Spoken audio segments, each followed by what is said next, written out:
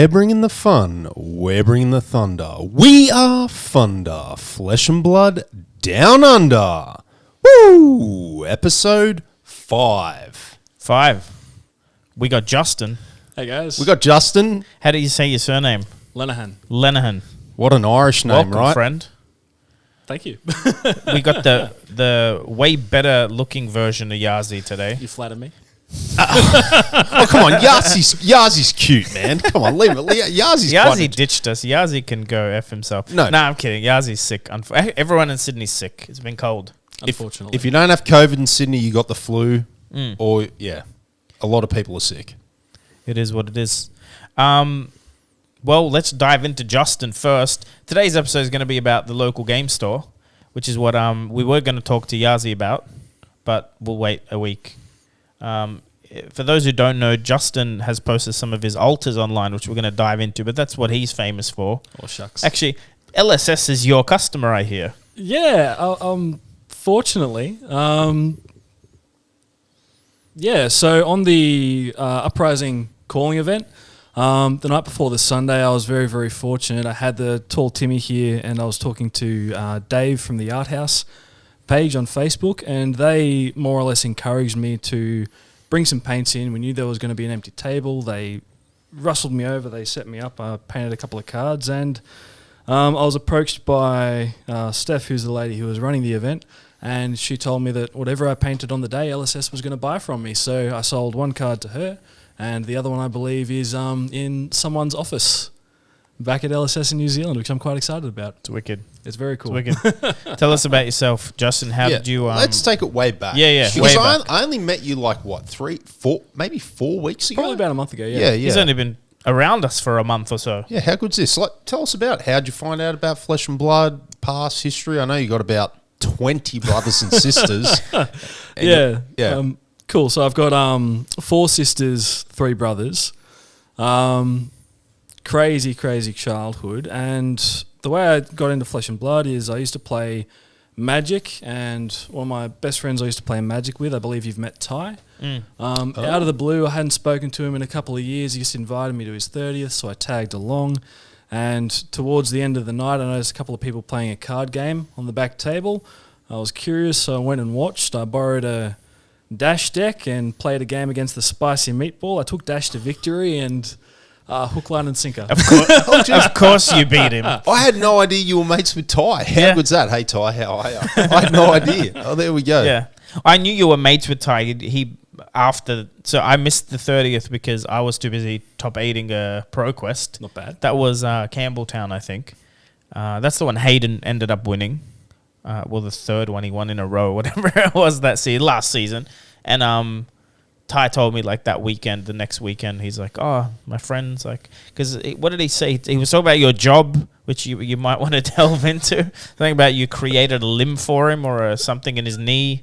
No, so he got a ligament replaced in his knee. I can't remember which ligament it was, but it was synthetically grown. And I was a bit of a laughing stock at the party due to an unfortunate joke I made about how far I'd had my arm inside of an old lady. For the record, she was dead, and it was in a professional learning environment. Yes, I heard that joke too. So what is your job? I work as a biomedical engineer. Right. Which is pretty cool. I work for a startup medical device manufacturer. We work on navigation devices for orthopedic surgery. So what you're saying is you're the smartest person on this table right now. I would not say that. Speak for yourself, man. That's all I'm hearing right now. It's a lot of maths, little bit of physics, a lot of time playing with a 3D printer, and that's really most of it. So yeah, fair enough. So when you had that first game against the Spicy Meatball, how are you, mate? What drew you to Flesh and Blood? Like, you're sitting down there, you're at a party, you're probably inebriated. It's the end of the night. You've played Magic. You sit down and play this game, Flesh and Blood. What did you first think? What was your first impressions? What drew you to it? So the thing that drew me to it was I was asking Ty. I watched the game. I went over to Ty. I was like, hey man, what are they playing over there? What's the go with that? What's all this extra stuff on the table? And he more or less walked me through it. And the way he explained it to me is with Flesh and Blood as opposed to with Magic and other traditional games, your first turn, you start with everything. You've got all of your fresh equipment. You're on full life. You have a free hand cycle. You're as powerful as you're ever going to be for most heroes, for most decks. Yep. And then over the course of the game, it's about maintaining tempo and you slowly fatigue. And in comparison to Magic the Gathering, Commander, Modern, I used to play both of those quite intensely. It's completely different. Like, no longer working with the mindset. I mean, I do work with this mindset now. I play Icelander, but I'm no longer working with the mindset that I'm going to slowly accumulate resources, set up a combo, and then go. Turn one, everything's happening. It's crazy. You have consistency in the game through equipment, and I'm a little bit OCD. I need to try things if I hear about them, and unfortunately, once I try something, I get hooked very quickly. Well, I think we all have that in common on this table, that's for sure. But that's something unique about Flesh and Blood. It's more like playing Street Fighter. It's like a one-on-one fight with combat moves or spells or whatever. But it's also more like a role-playing game fight where you have all your armor and potions and everything, and then all your red spells, and then you slowly, in most heroes' cases, run out of good abilities and have to have some stuff set up in your pitch stack if the game lasts. Otherwise, you're just using blues and they don't do as much damage. It happens a lot in like the warrior decks, because you use all your reds early, and if you don't pitch any of the reds, the good ones, to the bottom, you just end the game with very mediocre hits. Magic's the opposite, right? There's like a mana curve. Yeah, you're usually getting more and more mana and can summon bigger creatures as you go. Yep. Yep. Now, you obviously play. We see you around armories and events, but you have this whole other hobby in Flesh and Blood as well. I do. So you used to do this for Magic too. Tell us about that. So a long time ago, probably 4 or 5 years ago, I used to paint modern decks for some of my friends. So they'd give me the deck. I'd give it back 2 months later, and I'd fully alter the card. So I take the natural art of the card. I ask them, have a conversation with them, and what sort of themes they want brought in, what they want the card to look like. But more or less what I'm fundamentally doing is I'm taking the natural frame of the art and I'm extending it over as much of the card as I can and making something that looks pretty, more or less. Yep. Yeah. I'll obviously put some photos up of your work. So you did that in Magic. You do full decks of altars. You have to do and a you full told me deck. the logic of why. Yeah, you have to do a full deck because when you paint on a card, you thicken the card, and I varnish every card I do so that obviously you're buying a piece of art. You don't want the art to degrade. So I varnish the card, that adds another layer, and more or less when you put your deck together, you have all these thick painted cards. You can't have unpainted cards in the deck. Even if you retain all of the required information for the card for it to be playable, it is identifiable in the deck, and you cannot run a partially altered deck in any competitive scene. No. Is that right? Yep. So what is it like just to Just a dummy thicker. like me? Does it thicken it up double the size, half the size? What's the percentage? Do you think 30% thicker? Like just... I've had a bit of practice. For me, it's about 1.5. But I've seen people who, when they alter, and this was me when I started, you get definitive ridges in the paint. And usually it ends up being about 2, maybe 3 times the thickness of an unaltered card. Wow. Yeah. But you've got it down to about 1.5. I've got it down to about 1.5, in some cases closer to 2. But Okay. Yeah, because your altars are smooth. They're real smooth, bro. Yeah. very much. I really appreciate Yeah, it. they're really, really I mean, nice. you're booked out till August. I am booked out till August. He hasn't even done my cards. No, I haven't. I discovered you, man.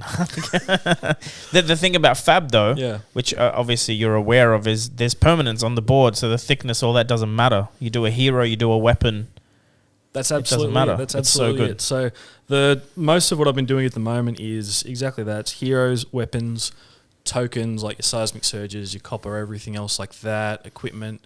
I'm a little bit ashamed. I've half started my own cards. I just haven't had the time to finish them. So I'm playing with a Kraken's Ether Vein that's just got blue splattered all about the corners. It's ugly as anything, but it starts conversations. So yeah. Is your goal to do full decks in Fab?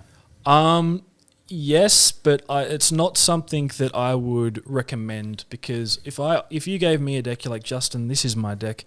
I want it painted. I want some theme. Maybe there's some aspect of the game you have a connection to, like I don't Ice. know, but ice. Like you want everything to look frosty, but joke's on you, it's a KO deck.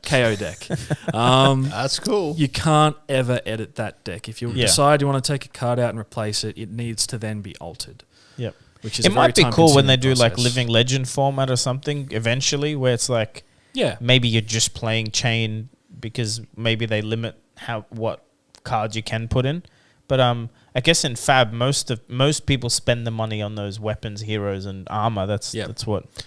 Question though, does it work with foils? Again, probably another silly question, but can you alter foil cards, and how does the end product look? It does work, but it's a little more complicated. So foiled cards basically have an extra layer of plastic over the top, and that plastic doesn't like anything stuck to it, so it rejects the paint.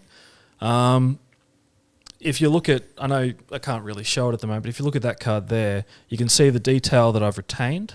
What I've actually done is I've painted over most of the card, and then I've stripped back sections of the paint to reveal the information I wanted to retain. If you want to paint on a foil card, you need to prime it. If you prime it, you can't clean it. So it does mess with things in that sense a little bit. But no, that you can alter them. You just have to pick and choose which bits you want to remain shiny. Okay. How would that work, though, with cold foils? Because I understand a cold foil doesn't have a layer of plastic. Didn't you say, John, a cold foil is like a stamp? Cold foils seem to not have a layer. The layer is on the bit that's shiny. I've started working on a cold foil at home. I've just got a, what was it, the Shiver? The Ice Bow, the promo. So I've started working on one of those at home, and what I'm finding is that it behaves exactly like a normal card, but you need to be a bit more gentle if you're going to take my normal approach, which is I paint overlapping the retained features slightly so that I get a really clean and detailed look in the painted sections, but then I trim it back. When you trim it back, you can bring up the cold foiling a little bit. So it does make it a little more difficult, but same end result. Yeah, because cold foils don't bow with moisture as much. They act like a normal non-foil card. Yep. Which is good for collectors, but probably good for alters, especially. It's fantastic for alters. Yeah. You get these really clean, should we alter like a borders. alpha tunic or something? No. Would you do that? You wouldn't do that? I would, but I'd be sweating bullets the whole time. So that'd be sick, though. Be absolutely sick. So tell us, what's your local store? Where can people find you? I'm not local to it, but Blood Rush Gaming represent on the Central Coast. Us, that's our local, an hour away. Yeah. So talk us through the first time. Talk us through the first time you went to Blood Rush. So Ty's obviously one of your good mates. Yep. That's, he sort of works there. He's part of the furniture there. And, talk us through that. Going to Blood Rush for the first time, impressions compared to LGSs you might have played in Magic. Talk us through, because tonight's topic is the LGS. So, we'd like to hear your thoughts on it. Absolutely. So it took me probably about a month to go to Blood Rush once I found out about the game, and I bought some Everfest, as you do. I tried going to a few different stores down around Sydney, but there wasn't much of a community. I sat down. I didn't have a lot of success finding anyone to play against, but then again, at the time, I didn't know that armories were a thing, so that's probably a contributing factor. Sure. But this whole time, I was messaging Ty. I was like, "Oh, hey man, what's the go? Where do you play? Where's this fantastic community you're always going on about?" And he suggested I just come up on a Friday, and after 3 or 4 weeks of asking about it, I was like, "Screw it, I've got nothing else on." I drove up. Walked through, and it just took me back how chaotic it was. It was not feeling like a store in any sense. I was like, all right, everyone here is relaxed. Like, it doesn't feel strict. It feels very much player driven. People are just hanging out. And I walked around, and I met Ollie, and I had a good chat. I didn't know he was the German soldier, AKA. Sorry. No, you're fine. Yeah, I met him. I had a good chat. No idea he was the store owner. Ty was like, "Look at this lovely man," as he does. But it was just really, really relaxing. And for me personally, because I was down in, I think part of it for me was I was in Sydney for the bulk of the lockdown, so I was more or less stuck in my apartment. The only real experience I had outside of my apartment, I went fishing. I was told to stop fishing, and then I just by a couple of anyway, I was told to stop fishing, went back to my apartment. Several months go by, I haven't really seen anyone, and then coming back into this bright and friendly and engaging community, it's an absolutely unreal experience. There every Friday. I think Ollie's probably the only store owner, not the only, but one of the only that like legitimately is a gamer. Like him and his wife own that store because he's retired from the army as a pension, and he wants to game. He loves it. Loves playing Magic. Loves playing Flesh and Blood, Brute especially. He's a wealth of knowledge in games. Very good deck builder, and when we have armories, he's playing. That's why you can never guess he's the owner because it's more likely we're behind the counter putting results in while he's like outside having a smoke. I think there was the photo of the PQ, about 6 people behind the computer trying to figure out what was going on. Yep. But no, there's definitely that sense of community. That's what makes his store, even though it's nowhere near Sydney, so successful for Fab, is it's people go to hang out with friends. We all go early. We order dinner. There's no rush. The rounds aren't usually timed if it's just an armory. We recruit so many new players there. Jeez, at the Uprising pre-release, I think he had like maybe 3 or 4 new players there. 2 of whom I don't think you've never met. I'd never met before. He always has a slew of new players there. Yep. And it's even, that's also because he's always open. So people come and play Commander and then they're still there when the Flesh and Blood kicks off and they're like, what's that? We're like, hey, grab a deck, join. And most stores aren't like that. And it helps. He has all the singles you need. The He worst does. thing would be playing Flesh and Blood in a store that has no singles, and you want to fill out your deck or get some cards on the night and they're not available. Yeah. Blood Rush Gaming has all the singles. Well, he gets everything I open. Yeah. Plus everything he buys. Mm-hmm. It's a lot. He has a lot. He has a lot. Yeah, he definitely. So if you're not familiar, obviously we'll talk about other LGSs too, but Ollie has Blood Rush Gaming, which online his presence is bigger as MTG card sales because that's where he started. He has Deckbox Auction House, both for Magic and Flesh and Blood. So he's in it, it's all fun for him. He pays his way through it as well, but it's mainly fun. Mm. Yeah. But So he's successful because it's fun. So what makes a good LGS? What do you think, Justin?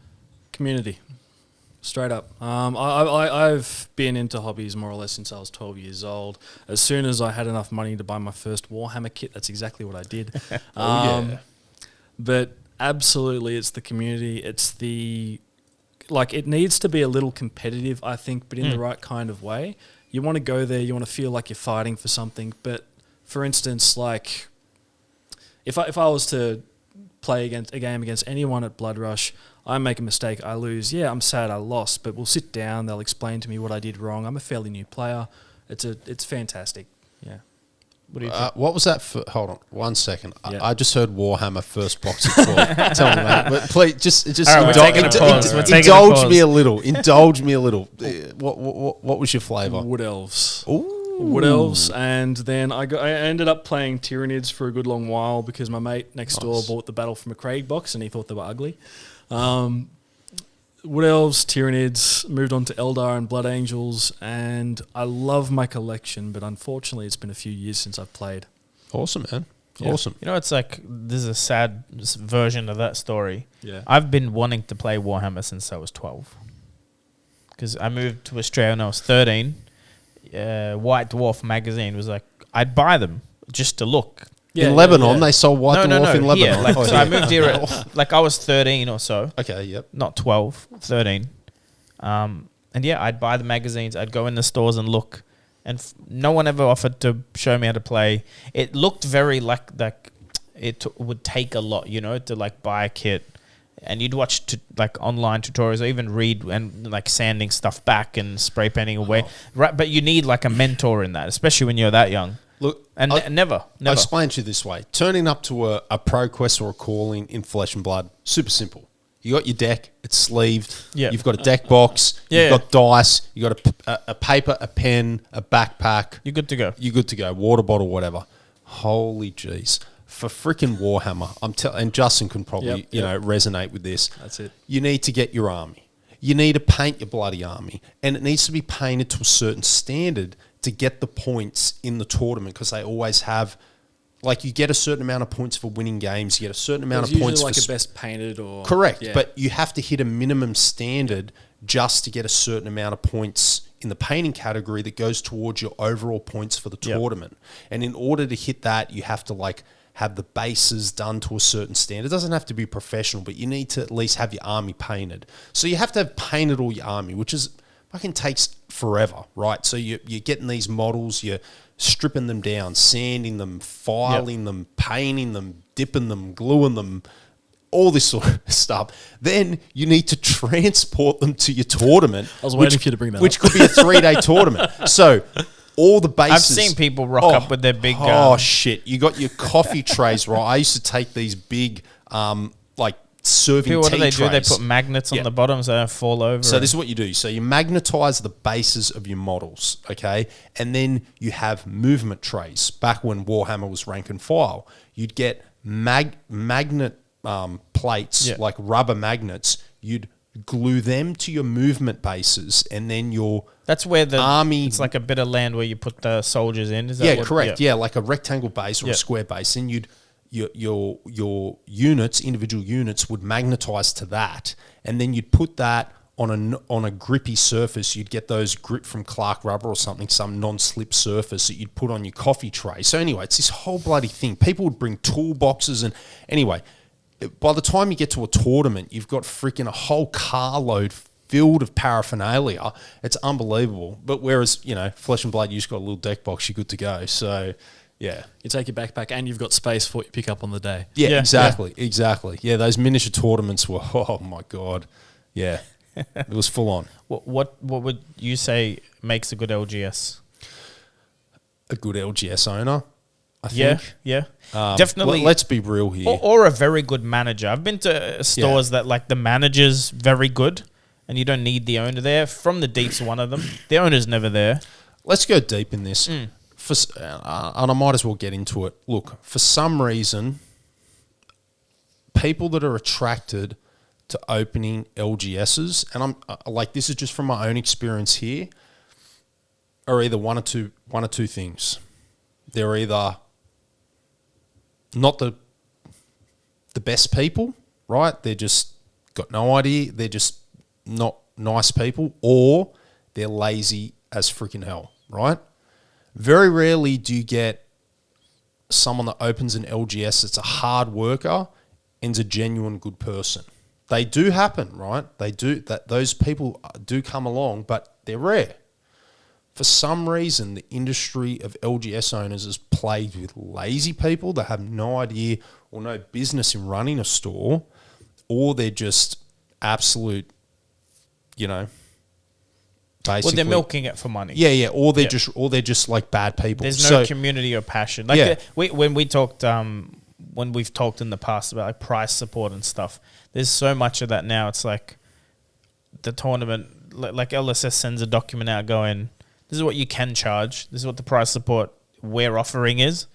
And then the stores charge the maximum with the minimum pricing. Like they pick the most amount of money they can make, which is hilarious because if you're in it for money, you're in the wrong. But like there's no money in running that event, even if you had 100 people turning up at those rates, and zero like input back in the community.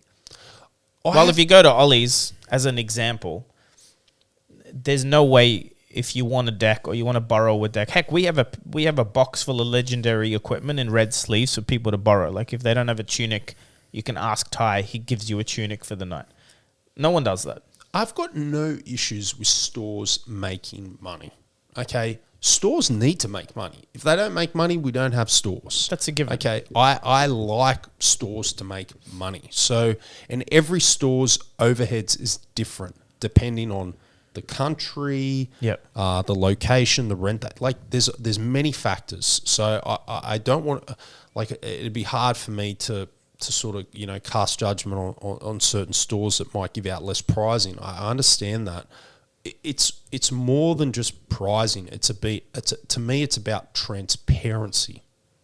Okay, transparency. If your community is on board with your systems of prize payouts, whether they're generous or not, but if you're very transparent about how you run your business and you're consistent and you have the integrity and you foster a good community, I don't think it matters, right? But the thing that really gets me, and obviously it's really is a hangover from Magic, is the non-transparency, the shifty behaviour, changing prize payouts at the last minute. Geez, I've seen that so many times back in Magic. We know a few stores with missing promos, armories that never fired. That just the cold foil Kodachi is nowhere to be seen. Oh yeah, there's yeah, exactly. Like we came back the week after to play for it, and they're like, "Oh no, it's the new armory kit." We're like, "What happened to the playmat and the Kodachi that we?"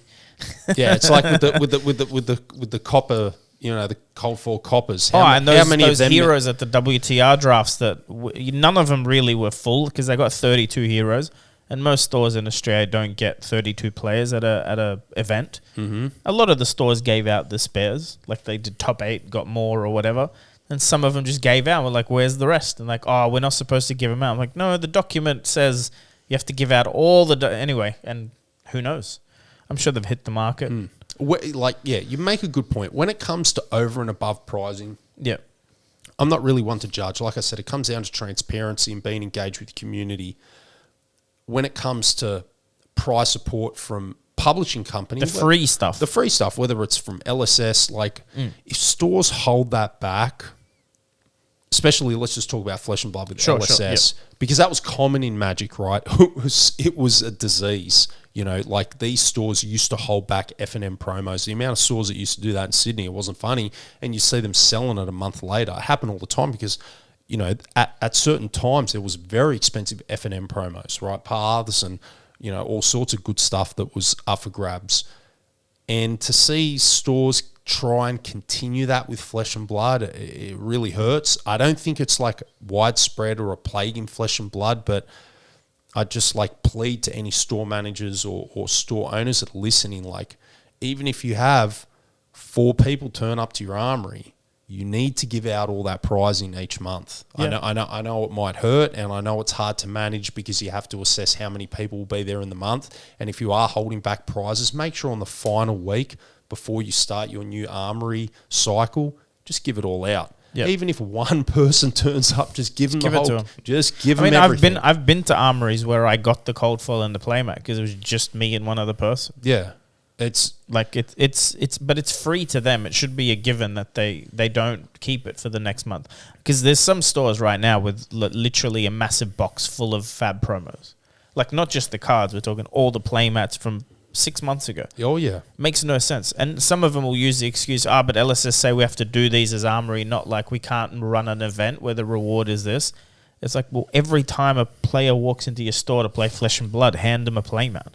Doesn't belong, Yeah, no, I was just going to comment. The first time I saw the Christmas cracked bauble, I was so excited. That was about 2 weeks ago. I rocked up in an armory, exactly the same thing. They were wicked, yeah. Yeah. That's the thing. LSS does such a good job with the promos.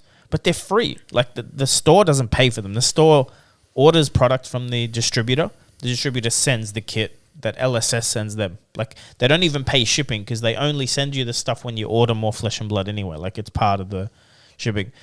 Just a question for you, which we'll go around again. Hopefully an answer. So you said community makes a good LGS. Yes.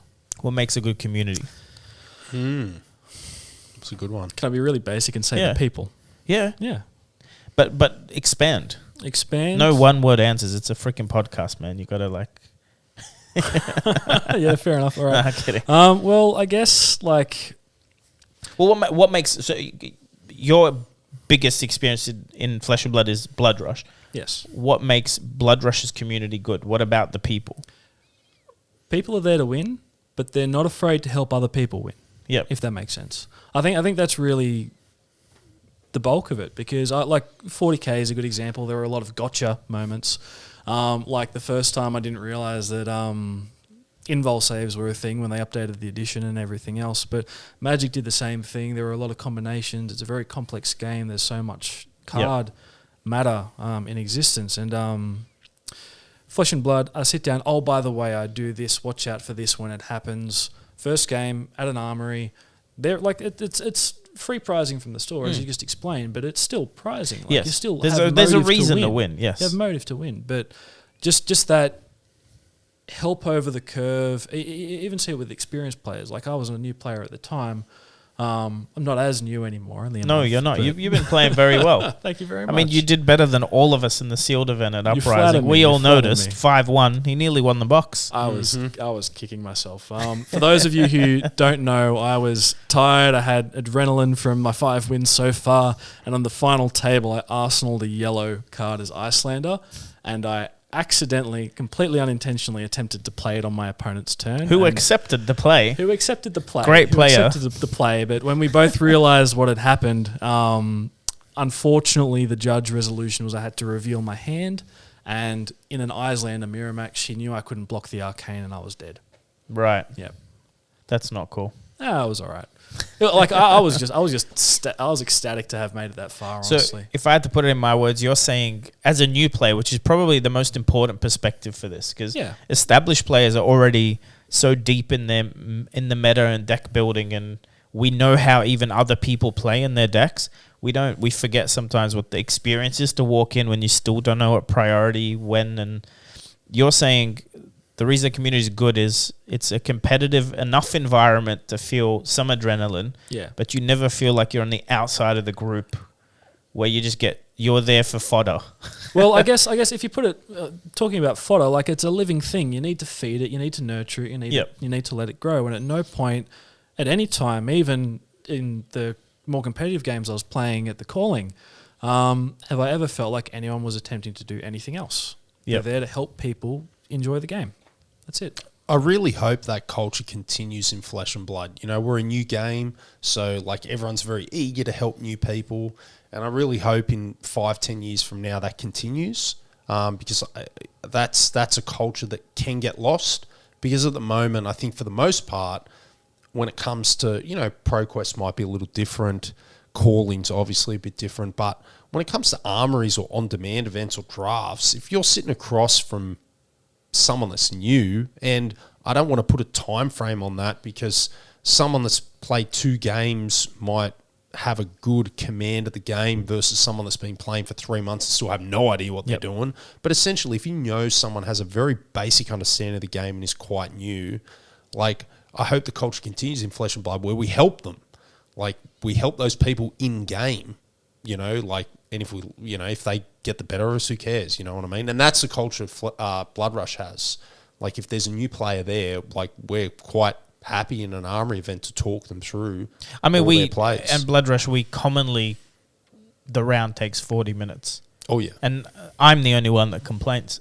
That's I'm the only one that's ever like gone, I just want to go Ollie, home. you're just Ollie, just stop smoking outside, mate. No, Just but it's get not inside. even. Well, that's because the smokers in the group usually wait till the round's over to go get a smoke. What I'm saying is, there's usually like a table with someone new and someone showing them how to play, and we all are happy to wait. Like I'm never upset at them taking long. I'm just usually watching the clock more than others. How about you, Paul? What makes and maybe make a different example than just Blood Rush, but what makes a good community in an LGS?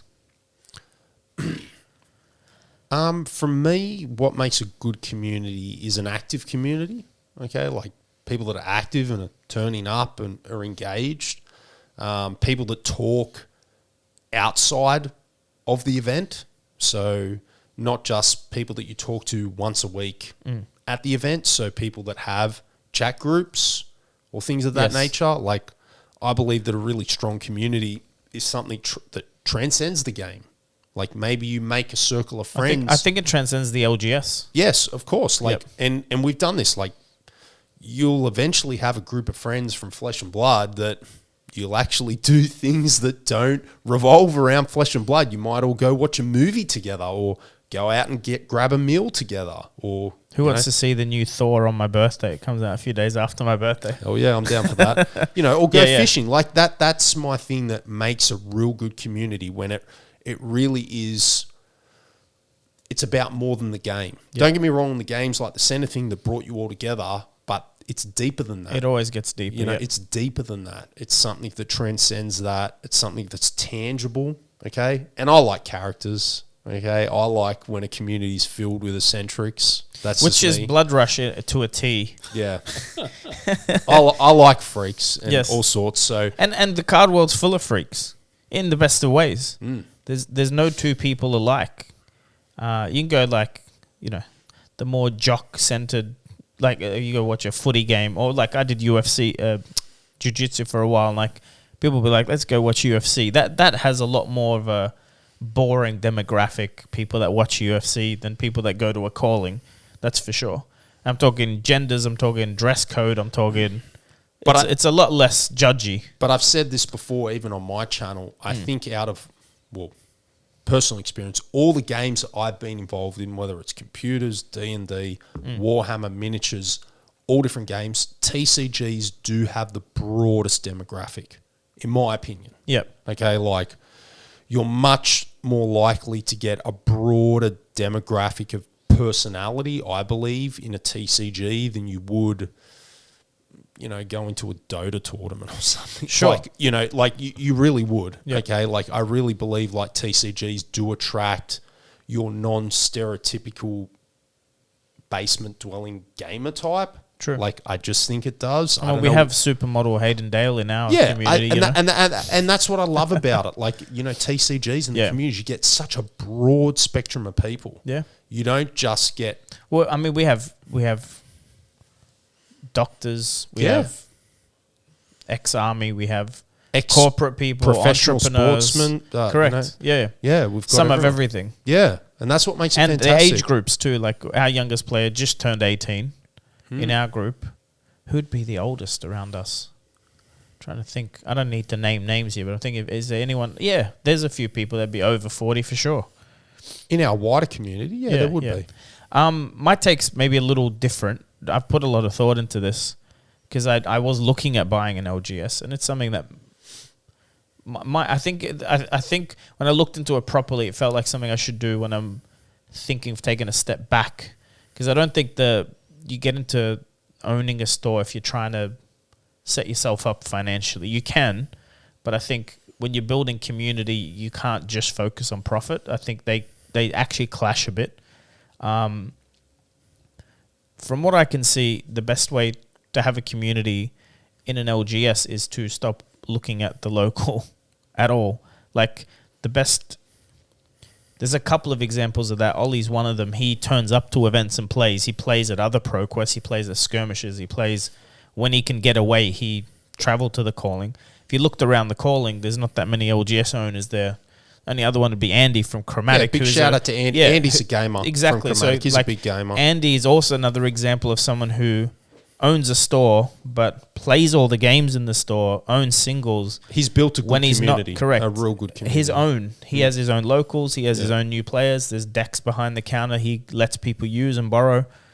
I think that's how you do it, is you are in the community, and it doesn't only have to do with your LGS. Like these stores that don't let you type that, hey, we're going to another store in their group chat and stuff, are where that stuff starts to crumble. While the ones that are involved, that the community, as in they're in the game first, and they also happen to own a store, is much different to I'm in the game because I own a store. And you can immediately think of which shops you go to that are one or the other. Some are just, I'm a store that runs Fab and Magic and blah, blah, blah. And there's people that are like, I own a store, but I love playing Flesh and Blood and Magic, and they go to other stores and they support them and they chat to them, and they're in other chat groups, and you see them because the owner's in the community, and then suddenly that store usually has the better community because, I mean, by default, they're networking with everyone, and they're not only looking at profit, they're doing it because they love it. They turn up to events because they love it. Ollie was playing the calling. You know what I mean? He wasn't getting paid. There was no financial incentive. But I got this question for you. Yeah. Where do you make the boundary between happy-go-lucky collaborating with your competitors to having some of those checks and balances in where it comes to group? How would you approach that? What I'm trying to say is, without naming names, but there's a few stores that don't know what the current format is. They don't know the events that are coming up. Now, of course, if you own a store and you're busy and your staff is sick and you can't go to other events and you have to focus on your business, your bread and butter, like that comes first. But if you don't know that we're coming up the road to nationals and it's draft and you're not scheduling drafts, like I'm a community member who's drafting in my lounge room basically because I'm getting ready for RTN. Where are the local stores telling me to go there and draft, opening their doors, going, John, why don't you open up put it in as where are they? That is important.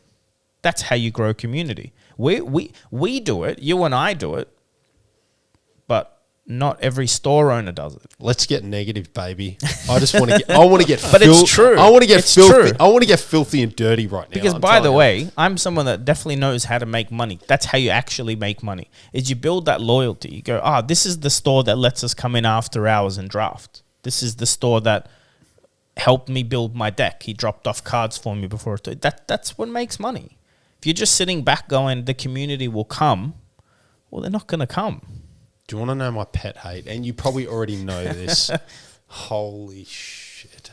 My pet freaking hate, let's get real dirty, is when a store owner puts in a chat group or asks the community when you say, hey, what format are we doing next month for Armory? And they say, what do you folks want? You know, what format does everyone want? I hate, this is your store. Yeah. You fucking tell us what you're doing. You be in touch with what the seasons are in Flesh and Blood. Are we coming up to skirmish season? Are we coming up to ProQuest season? You know what I hate? Are we coming up to drafting season? Fucking, how hard is it? I hate when these store owners ask the community what format should be on, because you're going to have 1,000 different opinions. Yeah. You're going to have some people that are happy or unhappy. You own the store. You do your research. You think about it with good intentions and tell us what the format is with plenty of notice. Fucking hell. Don't tell us an hour before the event that it's, the format's I won't changing. come. I've made that very clear. Holy shit. If I don't know the format the day before, I'm not coming anymore. If that's one... Because I got to pull decks apart. Most of us have to pull a deck apart. Because you play Rhinar CC Blitz. I play Dory CC and Blitz. I don't want to come to your store half an hour before the event, and all I'm doing, rather than hanging out with the community, I'm sitting in the corner de-sleeving and re-sleeving. And you know what I hate more than that? This is to the community, not the owners. Stop fucking doing polls on what day people want to play. There's only 7 days a week. Not every store has to cater to you. Don't even vote in those polls. Just let the stores should decide what's good for them. Yeah. Then there's a schedule. And then if there's 3 stores locally that have an event on the same night, let people trying to micromanage the community, thinking there's only 5 people that are going to play, are already losing. Look, F&M. What does that mean? F&M. Friday Night Magic. Every store in fucking Sydney had Magic on the same night, and it worked well. And guess what happens? And this is why I think people do it. If you're confident that you're doing a good job and your price support's good and your seating's comfortable and you're not going to oversell tickets to your event, it'll be full. The stores that run good events don't ask that question. They go. No. Sorry, Justin. Go. We're starting to get loose. We're getting heated. No, it's good. The thing that I've unfortunately experienced in the same vein is a lot of these store owners, and this happened a lot when I was playing Modern. They know who the loyal players are. They know they'll show up regardless of the format. They know they'll show up just to play no matter what. They cater to the new players because they want to buy new customers. So going back to the discussion of what format's coming up, they know what format's coming up. They don't care. They want to buy the new customers into the store's community. They're not going to support the more loyal long-term members like that. Yeah, rather than teach the new players the format that they need to play if they want to have a crack at the competitive scene, they just, you know what I'm trying to explain. Which is something Paul made a video about was CC might be a much better way to teach people how to play. And there's some truth to it. I think that's Blitz is actually much more punishing because Blitz for a while was so quick that you only had 2 or 3 turns, and as a new player, you most likely made a mistake in one of them, which costs you the game nearly all the time. If you played the Blitz calling, I came 9th, the games I lost were usually on one misplay by me, and the ones I won were easily could have been attributed to a big misplay by the opponent, like a wrong block, or you know what I mean? It's usually, or I misinterpreted. I thought I forgot they had an Arsenal and 2 floating, and I got pummeled, and that's I should have seen it, and I didn't see it, and I lost the game. While CC is 24 damage presented, you go, I'll take it. I'm a new player, and you get to have a turn after that, even when it's possibly just a form of laziness when people go down the easiest format or what the community wants versus what's actually better for the community long term, and resources. Resources important. Having singles is important. Knowing how to deck build is important. If the store owner can't give me advice on a sideboard or something, it's weird to me. Like, why are you running the event? You see, I started on Blitz because I wanted to play Iceland. I went 0-3. Hey, that's a fair point. We're not trying to say every store should be point. CC. I'm more of an advocate of you decide what you are as a store. Don't, like, you grow that community. You know what's funny is this discussion we are passionate about. We're more passionate than some of the store owners. We shouldn't be. They should be the passionate ones. It's like it's their livelihood. And I just want to give another big shout out because I've been friends with Andy for a long time from Chromatic Games. Big shout out to Andy. He set his store up, Chromatic Games, to be a competitive store. Yep. So his armories are CC. He makes no apologies for it. Yep. He ain't doing Blitz. He ain't doing anything else. Friday nights he's doing CC armories. Right. That's his. Even with his prize payouts and his weekend events, whether it's poker, skirmish, things like that, they're top heavy. He makes no apologies for that, and I respect that because that's the mission of the store. He wants to be a competitive store, and he wants to reward people that improve and get good results. I have no problem with that as long as you're transparent about, I guess your store's mandate. So whatever lane you pick as a store, it's here nor there, in my opinion. It's more like as long as you're transparent and you're communicating that with your community. You're not sitting there 3 hours before your event going, what are we going to run tonight? Let's ask the chat group. For fuck's sake. No. That is just the worst. You're not showing leadership. But it's not even that. I'm the consumer. As active as I am in the community and as much as I want to personally help people, I am a consumer. You are taking my money. I come and I give you money and you take it. That should be you making those. You should be stressing about what format.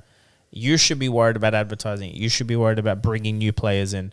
Like, yes, the community will help you, but you 100%, if you want to take the role of I'm a store owner, community building's on you. There's, by the way, like, people might even think we're talking about a specific store. I'm thinking of 4 of them specifically that I've been to locally that are like that. That I get blamed.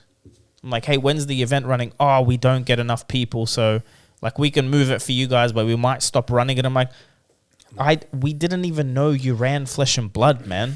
Like, how can... Also, how is that my problem? If you're truly passionate about a game, and back when I got into Magic in 2013, and I'll shout this store out back then, GamesCube, back in 2013, store owner Lindsay, he was so passionate about Magic back then. He was really passionate, okay? There's no denying that. When he first opened his business, 2013, he was playing in every event. Yep. He wouldn't care if 3 people turned up to draft night. He was number 4, and we would do 4 pod drafts, okay? I did quite a few of them there. Yep. So if you really want your community to grow, it doesn't matter if you get 1, 2, 3, 4 people there.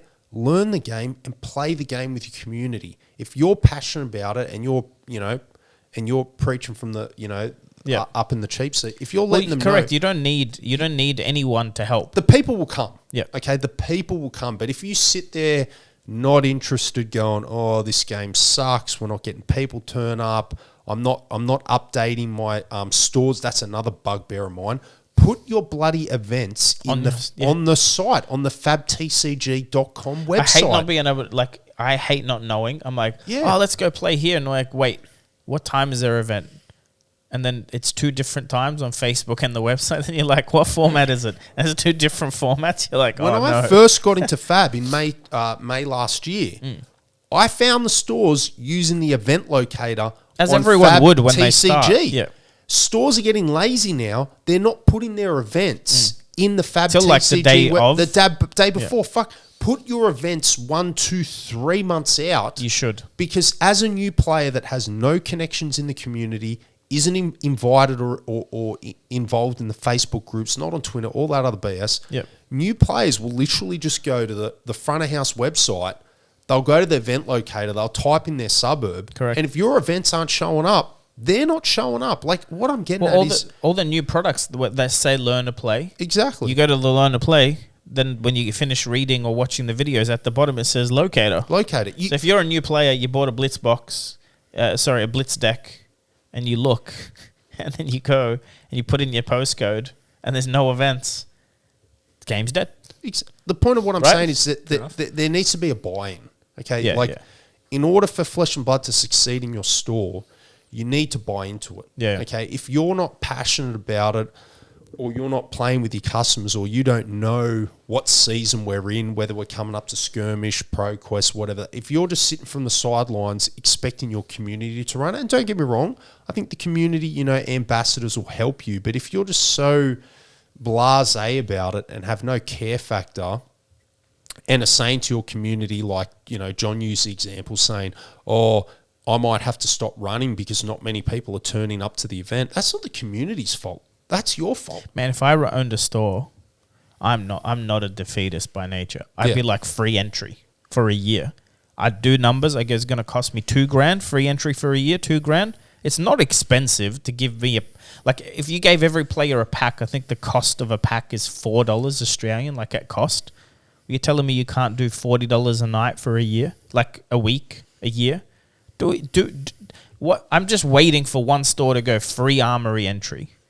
They do them in America. But that's what I'm saying. Plenty of places. Do you know how many players I talk to on a weekly plenty. basis that I go, hey, are we playing? When am I seeing you? They're like, John, you play like 10 armories a week. I can't afford it. Well, what if the armory was free? One store. If one store did free armories once a week, right? It's $10 entry. If they just did free entry if you buy something, if you have to spend $10 in the store, right? They go $10 in the store, the armory is free. As if you wouldn't go in, buy 2 packs.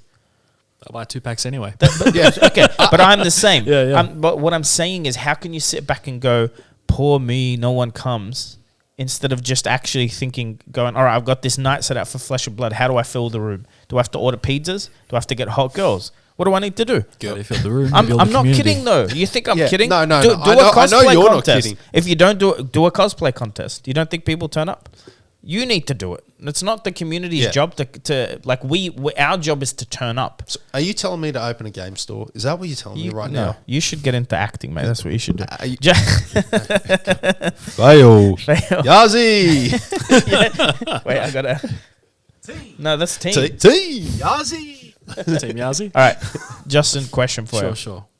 What would be your positive suggestions as a new player that you'd want?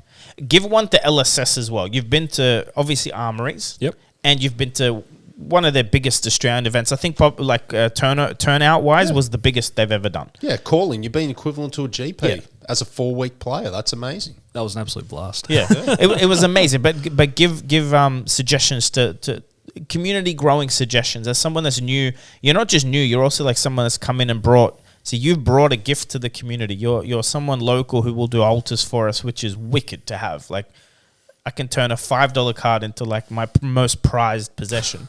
What would you tell LGSs and what would you tell LSS as suggestions as a new player?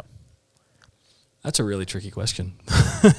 I'll try and put it this way. Sure. You got into the game from someone specific, which is the best case scenario for the LGS and LSS. But you said you tried 3 or 4 weeks. You didn't have a good experience getting in. It needed Ty to invite you to the right place. Ty's amazing, by the way. Well, Sure, he recruits a lot of people. He does. What I'm saying is, what could both of those have done for the 4 weeks before Ty? What would you have needed to see to like have gotten excited 4 weeks earlier? Because, by the way, for every one of you, there's 10 people that had the same experience. Friend told them to play. They went and tried to play, couldn't find an armory, or they weren't like the information just wasn't there, and they just don't play. Well, okay, I'll use my own experience. So I went to a supplying store. I bought a box at the store. I cracked it at the store. Yep. I asked them how I could play. Oh, yeah. Well, from my perspective, I've just bought a box. Want me to be here. I'm clearly a customer. I'm clearly wanting to pay money to play this game. Like, a box isn't just a couple of packs. It's a box. Like, I wanted to crack the packs, but want me to be here and show me that you want me to be here. Come over, have a chat. Like, oh, did you crack anything nice? Show me some enthusiasm. You want to build the community. That's it. So you didn't have that experience the first box you opened? No, first 5 neither boxes. did I. Neither did I.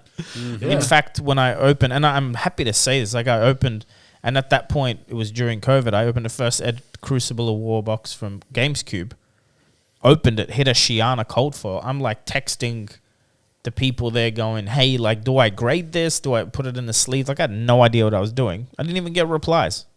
I was like, so you have to jump online and figure it out. So Or ask your mate Ty. Well, I didn't have a mate Ty at the time. Well, what would you tell? So, mind you, those two marry up. So the LGS maybe they had no idea. They just stock it because the distributor told them to. But what should LSS maybe? What would have helped if LSS had done something there different?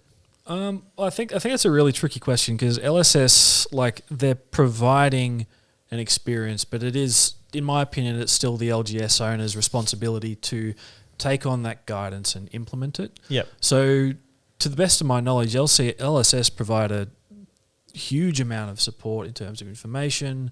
They recommend event structurings. They explain all of the maths behind the pairings. They've got a judge program which is free, I think, if you want to take the tier 1 judge program, it's free. Yep. So there's tons and then you get paid of to judge resources events there, which is unreal. Some of the judge prizes are better than the player prizes. It's they nuts. got Uprising first. And so they should be. And so they're volunteers. They're judges should be getting compensated very well. Sorry, continue. Oh no, I absolutely agree with you. I absolutely agree.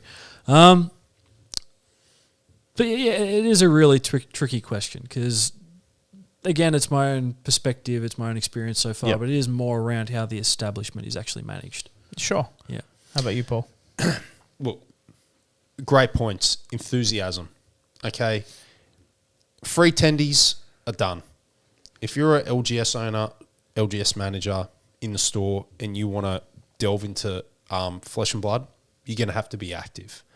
You can't sit on the sidelines and expect to make dollar bills and rain cash with this apathetic view. And, now's the time to get in the weeds, get in the mud, get enthusiastic. Like, it's just like it is with any other game. Like, that whole very strange Twilight era that happened for a couple of years, it's done, okay? It's done. It's a real game now. It's a player's game.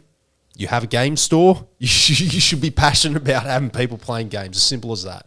Like, you're not just like selling these quirky things that are sealed and then going to go to the moon 3 weeks later. That's all done. So if you want to run Flesh and Blood and you want to have a successful Flesh and Blood community or LGS owner, you need to be enthusiastic, need to be excited, need to have a genuine passion in the game, right? Like any other job or hobby you're into that you want to succeed. Okay, it's as simple as that. How you structure your prizes and things like that's here nor there. Okay, just make sure you give the prizes away that LSS gives you. It's very simple. It's to grow the community. Yeah, exactly. Over and above that, I don't want to weigh into that. I've said my opinions on that. Like, over and above the LSS pricing, there's too many variables. Okay, there really is. Look, I was talking more specifically. Obviously, you got to charge. You got to look at your rent and if you're paying staff or not, and there's a lot of factors. I think for me, one thing that's not happening that probably should happen more, and my suggestion, if anyone here is involved in a store with one of those big promo boxes that have 1 million promos that haven't been given out, start scheduling learn to play events. Mm-hmm. Schedule them. Give away those old promos. Free entry. You get a pack and a promo. Just do it. That's the best thing you can do because there are hundreds of other games, other game players like Magic, Yu-Gi-Oh, Weiss, all these other games that are in the store that know about Flesh and Blood. There's some stigma with it not being not being a player game. It's a collector game. There's some stigma with just, people tribalism, but I've seen that change a lot lately. I've had people that literally told me when I've been in their store, like behind the counter, Flesh and Blood, the game's crap, it's dead, to asking me where they can play with us. Mm-hmm. Like, we're doing in the span of 6 months, this happened. Like 2 or 3 people. If that's happening to me, what I'm saying is run learn to play events, run them right before or right after your commander night or whatever it is you're running, give away some promos, invite established players. Like, I'm putting my hand up, I'll travel to you. Like, even if it's interstate, if you tell me running a learn to play event in Melbourne City, I'll come down. I'll bring boxes. That's all you should be focused on if you're a store. You should if you're running Flesh and Blood Armories is what I'm talking about, you should have a full store. The game's fucking amazing. The community by far and large is amazing. There's not that much competitive sharking and stuff happening at an armory level. Even at our calling, we really had no. I think there was one DQ that we don't know why, but that was like the worst of it. We don't know. But that's out of 300 and something players.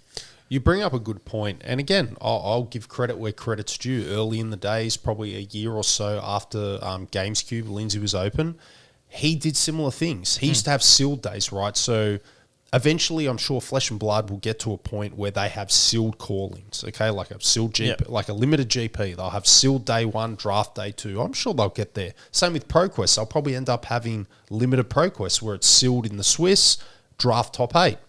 So there was a bunch of them coming up, and GamesCube used to run like primer events. So he would get like one of Australia's best players, especially limited. A big shout out, Matt Anderson. How are you if you're watching?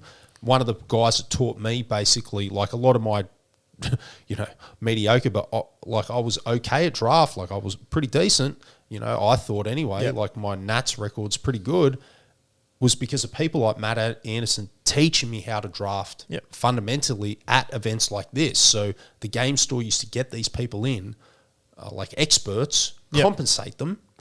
All us Timmys would rock up to play in these sealed events, maybe 10, 12, 15, 16 of us, and it was just a casual tournament, and said subject matter expert would walk around and help us build our pools and explain to us the fundamentals of how the game works, how you need to be building your pools. They would help you.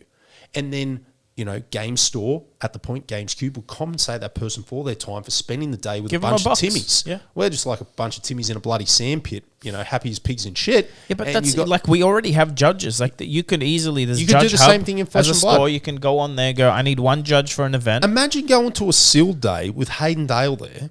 Imagine going to like that. Hayden, knowing Hayden, if he's got time, he rocks up. He doesn't need compensation. He'd be like, wait, you're going to have new players? I'll turn up. But you'd still compensate him. But you should. But imagine that, like going to national champion. Yeah, going to your store, maybe not now, but like in a year's time, going to your store, playing a sealed event, knowing like the best player in Australia is going to be there, and he's going to take time and he's going to go around and sort of like tutorial everyone and help them. Like we're all growing together. Yeah. And that's what I love. Like an event like that is all net positive. It's all for the community. That's what I'm Plus saying. The store makes a bit of money, of course. But even on the flip side, if I owned a store, like any business, it's hard to profit in the first version of the store, in the first iteration, in the first couple of years. It's difficult to profit. If the game's 3 years old, it's been out of COVID for only months. Like in the sense of most stores in the 3 years Flesh and Bloods existed haven't run events for 3 years, not even close. Correct. Lose some money on events is not a problem. Like, you shouldn't have to. No one's saying you should. But if you looked at it as a business and you do believe in the game, run the events at a loss. What's the problem? Like, okay, maybe you can't afford it, but we're talking about maybe the cost of a booster box to run an event. Run it. Run it at half, like charge people $10 for $15 worth of packs. Like, there's still, you have to spend money to make it. You still have to advertise before people even know you exist. Like, it's advertising. Use some events as advertising. Use them as marketing. Doesn't all have to be net profit. That's not how it works. If you're going to have singles, if you're going to have sealed product, the money will come when people want to play the game. We were at GamesCube. We did the pre-release event there. There were 3 new guys, I believe. One of them came up to me. He's like, what should I buy? I'm a new player. Go buy a history pack. Awesome. Not knowing what Lindsay charges, I'm sure he made money. Like, I think he made more money off that one history pack box than he did on the event. You know what I mean? It's a full box at retail. But how do you do that? They're in the store playing an event. Don't wait for LSS to release a new set with dragons for people to come in and play. You can do that all by yourself. Run a UPF night. And that's another big thing. Have stock. I know it's hard if you're struggling LSS, but geez, I've been to some LGSs and they're rubbing fab events and they have no stock. Can't even buy an extra pack. And you can't buy a box. Like, geez, if and I know there's some distribution. Okay, sure. Like there's some people. But all that aside, some of these stores look like they don't want to stock it. Exactly. Yeah. Like all that aside, there's distribution problems overseas. They can't get product here.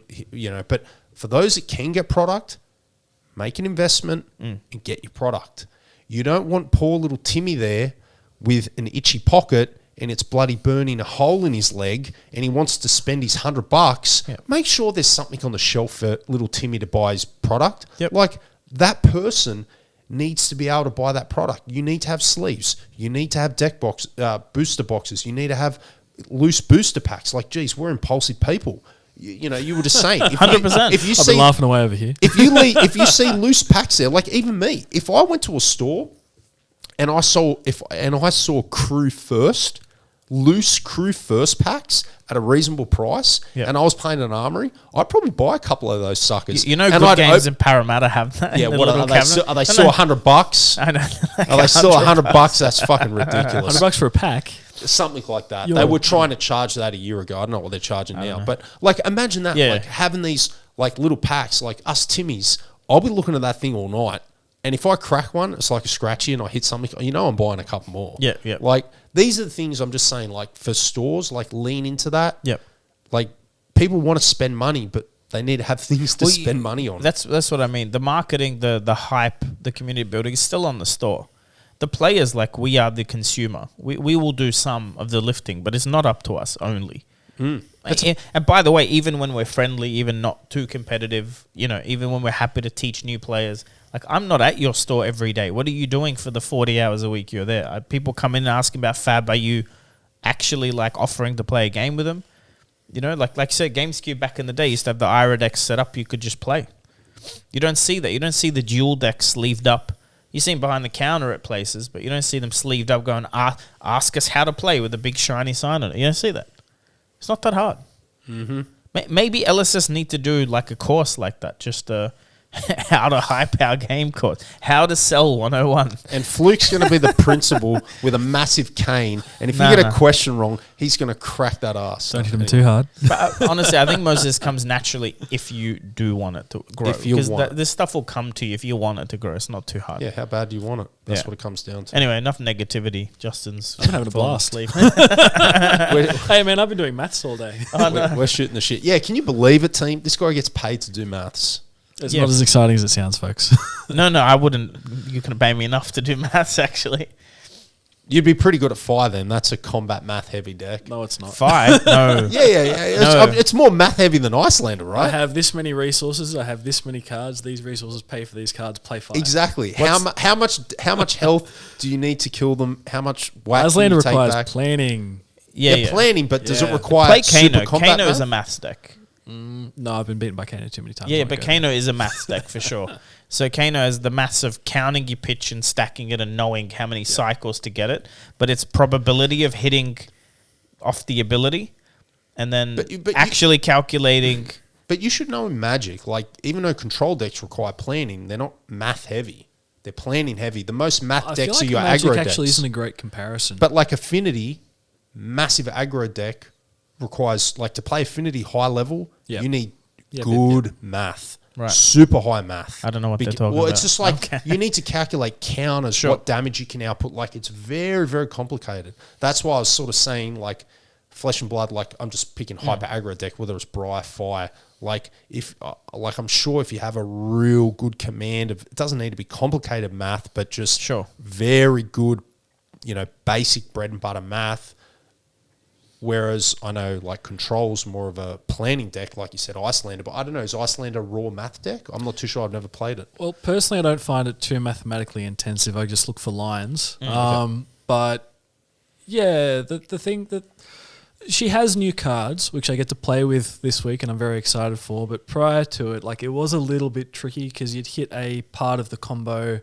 You wouldn't have the other pieces to set it up, and you run the risk of if you arsenal it's not a blue card, you can't cast it, and then you need to you're forcing yourself into that stagnation game where I'm just going to defend until I hit the other piece. If that makes sense. I think by the looks of it, here's what I've understood since we're talking about the new set a little bit now, Fire and Icelander, and reading the articles today from Flesh and Blood. Some of these articles are great. If you haven't read them, they did some constructed Dromai and Fire, and they did some draft suggestions. Fine Dromai red. You can run the whole deck as red. You can run the whole deck as Draconic. No. In constructed, you can do it. But by all means, it looks like the more you can deviate from that, the stronger the deck will get. But then if you deviate too far, it fails completely. Icelander's the same. She's an all-blue deck. But you'll do a lot better adding the right reds in. But if you put too many reds in, you will die. Yeah, you could die to variance. And that's where some of the maths comes in, is you need your rate. So that's why I've been doing well on Dory is I don't make the deck. I get the maths from someone else. Okay, how many blues they're running? Okay, this is a ProQuest winning Dory deck with 18 blues in CC. I run no less than 18 blues. Then I change. But Fluke, I don't. I need to go to the bathroom. Hold That's that right, you can thought. have a I'll be break. back. Joe Rogan, eat So your while heart he's out. gone, Yeah, while he's gone. We can edit him out too. Just he didn't exist the whole podcast. It's fine. I mean, who's Timmy? What is a Timmy? Someone define to me what a Timmy is. Look, I'm a Timmy. It's okay. I know. I think Iceland is a full blue deck, and then Yeah. you decide where you will take big risks for big rewards, adding some very strong either big red arcane or big red pumps like exude or fire breathing. So like it's cool because like especially in CC where you still have stir, you still have snapback. There are some huge lines, and getting the extra free card in your opponent's turn, like it's harder. What's the new blue that gives you a Kano ability? It's so good. It's the tome. So That's it's, right. it's 3 cost blue tome. Banish the top 2. No, look at the top 2. And you can play banish one of- and you yeah. can play that card this turn. That's so strong. I love it. Especially if you pitch stacked. Like if you know you're gonna hit an Aether Wildfire, right? Like if you know what you're gonna hit at the top. Yep. So good. I always get hesitant talking about Aether Wildfire in combos because obviously it's an amazing card to lead with. Yes. But if you need setup for it, it does cost 2 and you need other cards to back it up. Sure. But yeah, that's just my take. I've been playing for a month. There you go. Yeah. Welcome back. He's back. All right. Uprising Limited. Give us No, your I'm talking about thoughts. Uprising in general. Okay. Uprising Limited's the best limited experience I've had in Fab. Ditto. I thought WTR was good. This is better. This feels a lot better. Because it's good. not complicated. Although you can make it. There's some weird and wonderful stuff you can do in limited. But at the base of it, a lot of the cards are this much attack, this much block, go again. They work. I've noticed that where Monarch and Tails, some of the text boxes are quite convoluted as to what you can do with them. I think this is a good set to bring people into the game. Like you can very easily play any one of those heroes. Even Icelander plays at instant speed, but it's very clear what she does. Put a blue in Arsenal, play it on the opponent's turn. It's not that hard. And it's very easy to figure out, okay, I can't do attack actions. I can do everything else. And they've actually noticed there's not a lot of blue attack actions in the set anyway.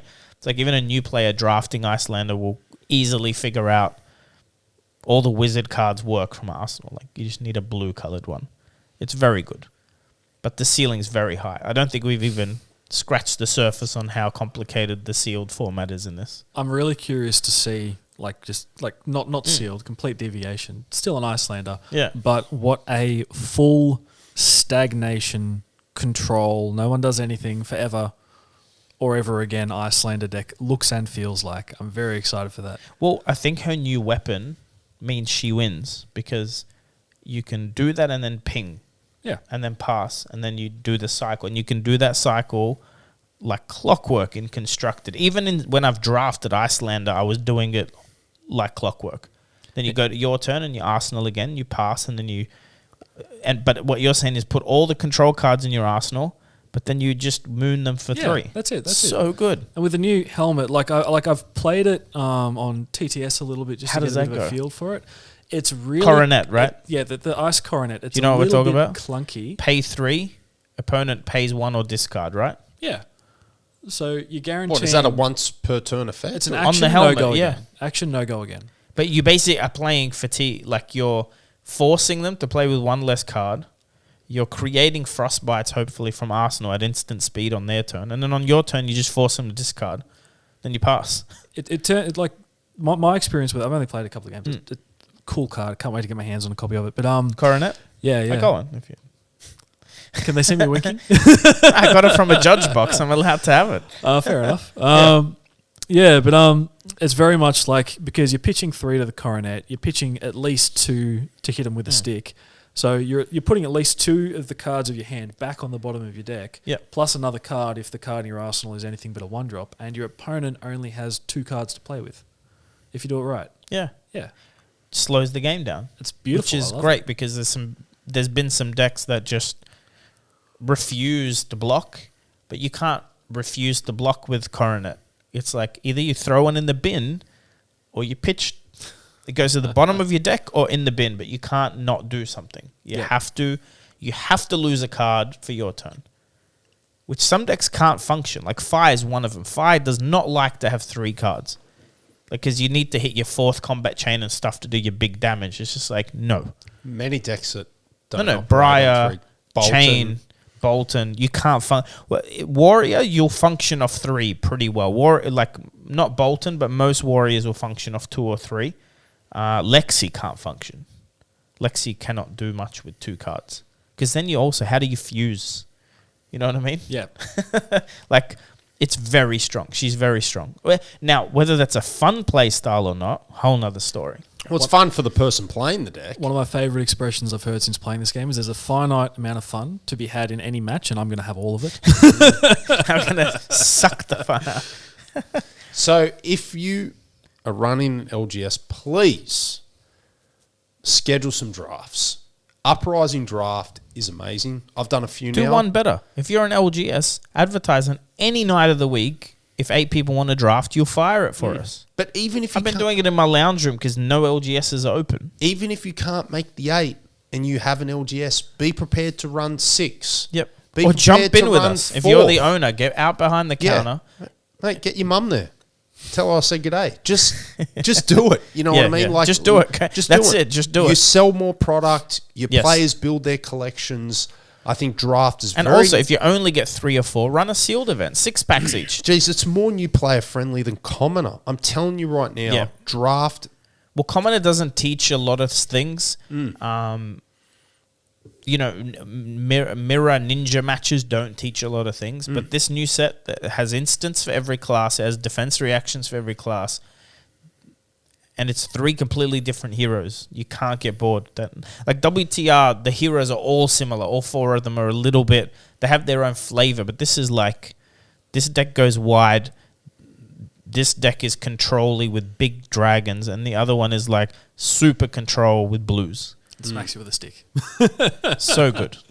Yeah, I'm just a big believer in draft being new player friendly. Speaking from experience. Well, but it's also very... Like you said, Yeah. everyone's at the same level with cards. Correct. And then you get to keep the cards to build into your constructed pool. How many players have we seen hit a legendary in constructed? Especially this set has a lot more legendaries than any other one now. Like you'll hit a legendary. You can sell it and buy a tunic. You can sell it and buy a whole deck sometimes, depending on what you hit. Very, very good. 100% people should be, like LGS, should be at least once a month run a draft. If you're just running 4 armories a week, once a month should be a draft, no question. Yep. Especially when... And again, don't sit there and dwell on is 8 coming. Like just set it. If 3 people come, 6 packs each, sealed. It's not that big a deal. Just do it. Do something. Yep. Yep. You only need to charge like $30 or something for sealed, but they get 6 packs anyway. Yeah, just schedule them. Get involved. Yep. Advertise. New sets that come out. Draft should be front of mind. Drafting Flesh and Blood. It's just playing limited Flesh and Blood. It's a breath of fresh air. Been playing Constructed for so long. It just feels great. And Uprising... Well, I mean, I can't wait for Uprising, the meta now, who no one knows. Chain's gone. Starvo's gone. Prism might be gone by the end of the season.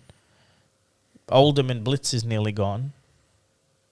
Like the only other control deck is nearly retired in Blitz. Then it'll just be Icelander. No more. Because no one really plays Ice Lexi, like as a control-y. Because she doesn't work. She needs to load a lot of arrows to do anything. So you can't just purely play channels and... Sure. But Icelander is built for it. Icelander doesn't need to do much in the sense of like load cards or anything. You can just pitch to weapon. Arsenal pass. So are you planning, Justin, on going on any of the big events coming up in New Zealand or Singapore or Come on, France? man, let's go New Zealand. He can't come. What about Worlds, November? The first world champion will be crowned. Vegas, man.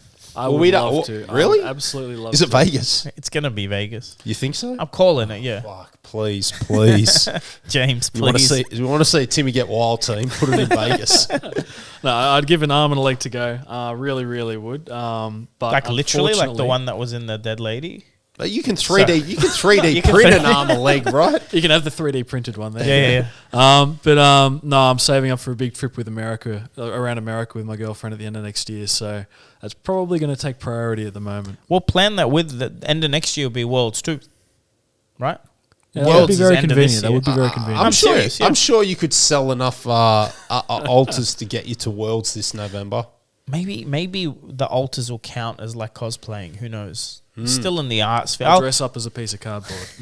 Wear one of those massive... dress up as a brush. Hey, no, before we wrap this up, tell us about big shout out to Saha, who won the cosplay competition at the Sydney Calling Uprising premiere. She was cosplaying Kasai, and she had these 2 awesome blades, not 3D printed, made out of balsa wood by the man himself, Justin. That's right. You won a cosplay contest. So They talked me up pretty well. So you are like woodwork? What you can do pretty much everything. I like to consider myself just a fairly crafty person. Like A Renaissance man. Oh, shucks. You flatter me. he but, just chops wood all night, even though it's hot. God. No, but it's like I was a cook for 6 years through uni. I've always had hobbies that I do with my hands. That's something I personally connect very well with. It's therapeutic. It's satisfying. Like going to a 40K tournament, like you're talking earlier, and the only one with a painted army. It's 50 Shades of Grey the whole way around the room, but I've got some colour in front of me. I absolutely love it. And those swords were a throwback. Like a couple of times for like it's lame, but it was fun for like high school plays and stuff like that. I used to make just balsa wood swords and weapons. I think I gave one to a friend when I was like 14 years old for no apparent reason. So it was a bit of a throwback to that, and I really, really enjoyed it. I think they came out pretty well. They did. I mean, she won.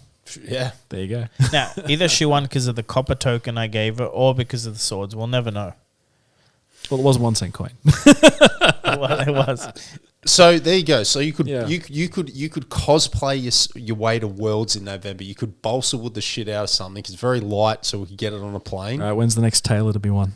Hey, you should cosplay Oldham. Me, grow a beard. No, just massive shield is what I was thinking.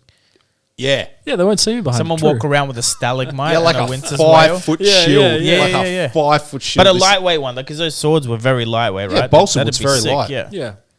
Could you do that? Could you make a balsa By the way, wood LSS shield? already 3D print the Winter's Whale. I think it just broke in Vegas. Remember the weapons in Vegas? They had the Luminaris that and Saint stuff? brought? Were they Saint? Those weapons? No. that Saint They were brought? made by like Weta Workshop, I think. The people that did all the Lord of the Rings stuff in New Zealand. They're 3D printed and sent over. But I think the Winter's Whale got damaged in transit. But there is a Winter's Whale 3D printed. That's So really cool. if you were going as Oldham, Yeah. maybe we could try and get you a 3D printed Winter's Whale happening. That'd be sick. Yeah. That'd be very cool. I mean, you should try and go to play. You like playing. I do like I think that's part of the issue with like cosplaying and stuff is if you're serious about playing, it's tricky to put all that time in and then potentially not get to play. But the thing, big shout out to the cosplayers that I met, like Saha, I know they Carolina, play. Yeah. Elaine. They're all players. They are legit players. They love playing the game. Yeah. And you know, I'm saying he's good enough to win Worlds. That's what I'm trying to say. I'm saying Mansant. Sorry to the others, but cosplayer. So big thing like That's these right, cosplay events need Yep. to happen outside the Swiss rounds. Just saying, if you're running a cosplay event, have it before or after the event. Before is better. fires. Let people go change and play. Like please do not schedule these cosplay events during Swiss rounds. I'd hate to see our cosplayers that love playing the game have to drop events to cosplay. That's very sad. Especially when you put a big carrot out there to win. Yeah, exactly. Let's do these cosplay events like before or after the main event. I think that would make everyone happy. Justin, I'll put photos up sure. of the altars. Are you making money from this? The plan to actually sell? I mean, it wasn't Get 2 weeks commissions ago, and- but after the calling, I think we already mentioned I booked out till August. So But is that what you want? Like, it is what I want. It is. how what can I people want. find you? Is it the Facebook page? Yeah. So due to popular demand, I set up a Facebook page, Foundry Altars. Link below. Link below. It will be. It'll be here, right? Yeah, and wherever. I don't know. Point wherever you want, Just. I'll make it. No, it'll be in the description. Yeah. All right. Yeah. So I set up Foundry Altars. I've put up 2 posts so far, and What are you charging? It depends. Like it's the trickiest question with art because it's easy. I could just spray paint a card green, give it to you, and charge you $5. But that's not how it works. So my usual rate is $55 plus the price of card. That does not include provision of the card. And the reason for that is, say you gave me a tunic. A tunic is a $200 card, right? When you paint on a card, it actually damages the card. So you gave me a tunic. I'm going to labor over the thing. It's not going to be a 1 hour job. I'm going to spend 5, 6, 7 hours. You want this to be the centerpiece of your equipment on display in front of you. I'm going to invest that time. And in doing so, if I accidentally damage the card, it allows me to replace it and still return you a quality product, if that makes sense. So, yeah, like the hourly rate is not great. Like the Kodachis that everyone's seen, they were probably the 5th card. I did when I started doing altars again recently. They took me probably 6 hours for the 2 of them.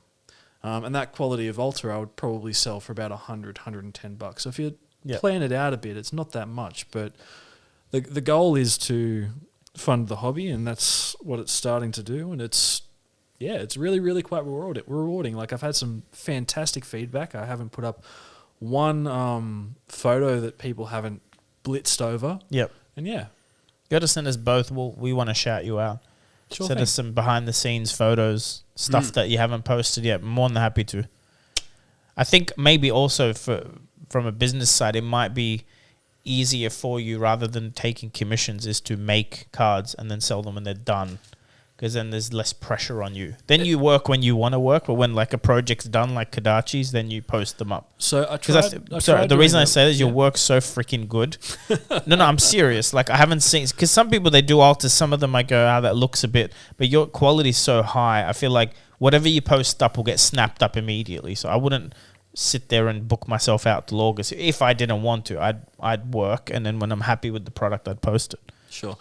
So that is sort of how I used to try and do things with Magic cards. But what you find is because it's a collector's game, people look at these cards as collector's items, and the cards that you will make money on are the more valuable cards, like your tunics, your skull cap, everything else. If I paint on a tunic, in some people's eyes, I'm actually damaging that card. It's no longer a collector's item. It's no longer collectible. It loses value. If I paint on a card, it's because you have something you're passionate about that I want to give to you. You're saying if you made a white border tunic altar, people White might look at it being the exception, maybe. No. But what I'm saying is people might look at it and go, "That's no longer worth what a white tunic is worth." Is that what you're trying to say? Like, they may not pay you that plus your hourly, which would be like $300. Yeah. I understand what you're saying. Yeah. If you listed a altered tunic for $300, people are like, I'll just buy the rainbow foil for $200. Correct. Okay, I understand what you're saying. But someone like me might give you their tunic and go, here's another $150. Make it cool, and you end up actually getting to do those big altars. Yeah. I would still buy the tunic for $300, to be honest. Here's my issue, like you said, with altars in the past with Magic. I never got into altars because the amount of altars I'd see in photos for Magic, they look good, and then I'd actually see them in the flesh and blood and altar, and it'd be like a fucking gravel road. Yeah. They would be Have you so seen many. his? They'd be, They do I know. not- they That's look the thing. smooth. Justin's altars are like as smooth as a baby's bum. Yeah. These things are freaking beautiful, and even in the photos in the flesh and blood, they're exactly the same. Yep. So many of the Magic altars, people can get them to look nice in a photo. Sure.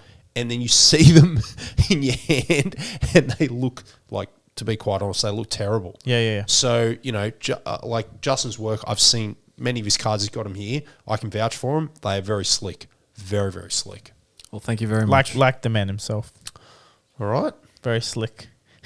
Well, that's all I've got. That's it. We ranted. We fixed every problem an LGS will ever face. Now we can... Yeah, that's right. Start an LGS and die a happy man. Yeah, exactly. Any final words, Justin? No, other than thanks for having me around. Thanks for filling in for Yasi, the arsehole. Yazzie! Yeah.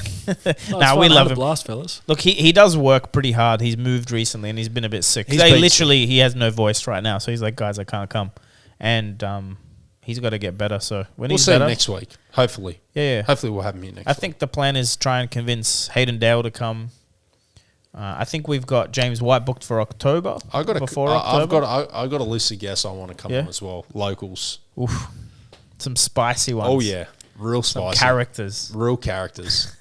We've got plenty of them. We have a lot of characters in the Sydney scene. The more eccentric, the better. Yeah, Justin was more tame, you know. Other than the first joke you made, everything else was above board. It was fine. Anything else, Paul?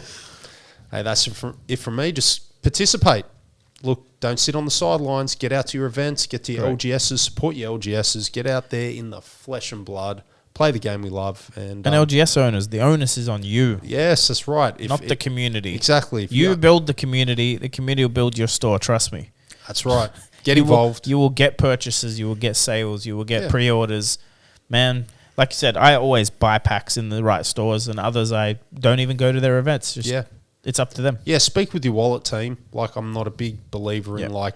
Yeah, order your product from your LGS, 100%. Yeah, and like I said, you can always find something cheaper online, 10, 20 bucks. Like, really, if you're playing in a store all the time, you feel passionate by it, sure, you might be able to buy the odd single from your friend for 10%, 15% cheaper. But if your LGS has the same single, maybe consider buying it from them. And also talk to them. 10, 50%. Yeah, a lot of LGSs don't necessarily watch the Facebook group the way you do. So if a card's double what it should be, talk to them politely. Go, hey, this is the price I can get it for. Can you do better? Yeah. And you'll be surprised. Most of them are like, oh, our system updates itself. Hasn't updated for a week. Yeah. Whatever. Here's $50 off it.